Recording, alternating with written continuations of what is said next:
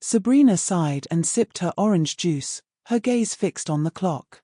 It was a stunning Saturday morning, and the young half-witch had no plans for the day. "Hey, don't look so down," Aunt Zelda said cheerfully, appearing with a picnic basket. "Get a list ready. We're going on a picnic." Did someone say picnic? Salem, the former warlock, purred with excitement. "Count me in." "Awesome," Sabrina exclaimed, jumping up to grab a pencil and paper. "We'll need apples, ham and cheese sandwiches, and tuna sandwiches for Salem. And don't forget ketchup and mustard. Anchovies, too," Salem interjected. "Salem," Sabrina replied with a sigh. "Anything else?" "Oh, right, someone my age to join us." She whistled, and her broom flew out of the cupboard. Before Salem could protest, Sabrina hopped on and flew off to find Harvey. "Hey, Brina," Harvey greeted her as she landed quietly in his backyard, where he was practicing his fastball. "What's up? How'd you like to join my aunts and me for a picnic?" Sabrina asked.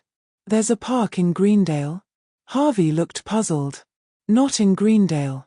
In the Neither World." "That sounds cool," Harvey said, tossing the ball in the air. "Bring your glove so you can help me with my fastball." With a flick of her finger, Harvey was magically seated beside Sabrina on the broom. They flew back to the Spellman residence, where Aunt Hilda and Zelda were finishing their packing. "How's the packing going?" Sabrina asked as Harvey caught his ball. "What's he doing here?" Zelda stared at Harvey. "Mortals aren't allowed in the Neither World." "But Harvey has kept our secret," Sabrina argued. "It's not fair he has to be left out."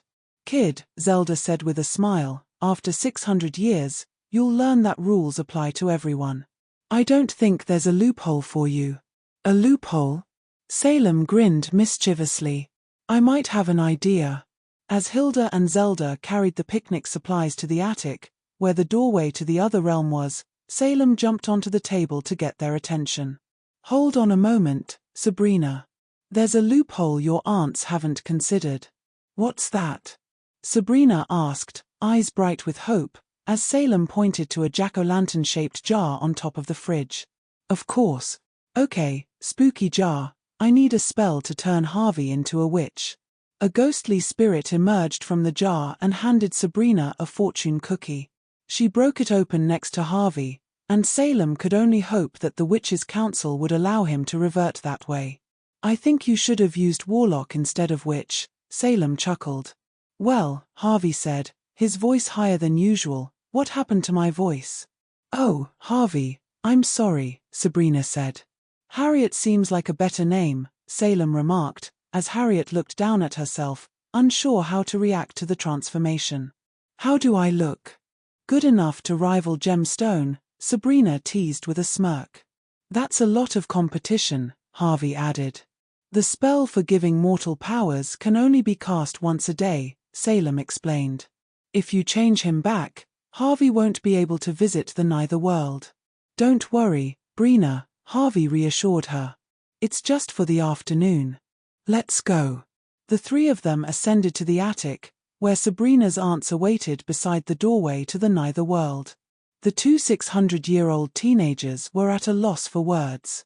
"Sabrina, please tell me you didn't," Hilda said, eyeing Harriet. "Let's go." Opening the door, a supernatural wind whisked them away into a void filled with doors, no walls, just doors, each marked with a sign. They followed until they found one labeled Park and stepped through. They began by eating sandwiches, and then Harriet suggested a game of ball. Harriet threw the ball, and Sabrina hit a grand slam over some trees and out of sight. "Oops, sorry I mean Harriet." "No problem," Harriet replied as they ran to retrieve the ball. They soon found a group of pixies by a pond. "I think I know where it went." "Hey," one pixie shouted. "Are you the ones who splashed us with your ball? My friend can't fly with her wings all wet." "We're sorry, Pix," Harriet said. "It was an accident." "Yeah, right. Like I'm going to believe that," Pix retorted. "It's true," Sabrina confirmed. "We were just having a picnic." "Picnic, huh?" Pix said, waving her wand and conjuring a giant pair of ants. What's a picnic without ants? Sabrina quickly cast a spell to create a giant bug spray, and Harriet conjured a giant fly swatter. They started dealing with the ants, while the aunts arrived and used their vacuum cleaners to suck up the pixies, allowing the bugs to be managed. Once the pixies surrendered, they joined the witches' picnic and the afternoon fun.